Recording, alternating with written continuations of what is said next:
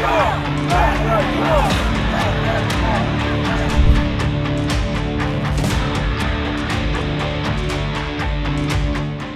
clear that the president of this university cannot control the campus, and that is why I join my colleagues in calling for her resignation. She has failed her duty. She is not keeping students safe.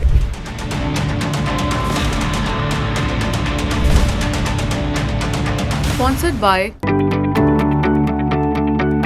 Pro-Palestine protests at US universities show no sign of abating, with more than 400 arrests on campuses across the country till Monday. Amidst this, tumultuous scenes unfolded on the premises of UCLA after several students came out in support of Israel, erupting clashes between the two groups. Meanwhile, the House of Republicans visited Columbia University on Sunday, calling upon the university's president to resign.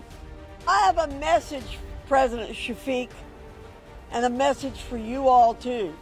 The inmates are running the asylum.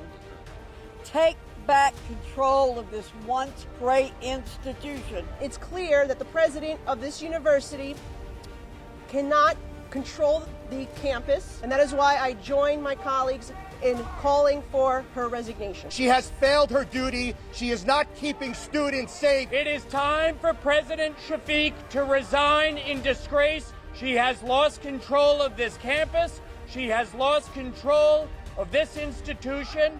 While appearing on a foreign news channel, Israeli government spokesperson Tal Henry made a bold assertion, stating that if the protesters truly cared about the well-being of the Palestinian people, they would insist on Hamas surrendering, rather than calling for universities to divest from Israeli companies involved in or profiting from the conflict with Hamas.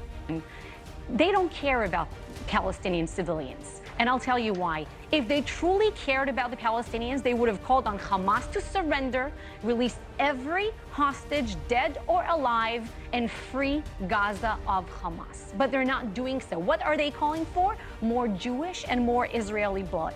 Meanwhile, the Columbia president called in New York police to break up a tent encampment set up by demonstrators, while university administrators have denounced these actions as unauthorized and disruptive, citing instances of harassment and anti-Semitism. Similar rallies have popped up nationwide, from California to Texas and from Atlanta to Boston, resulting in numerous detentions.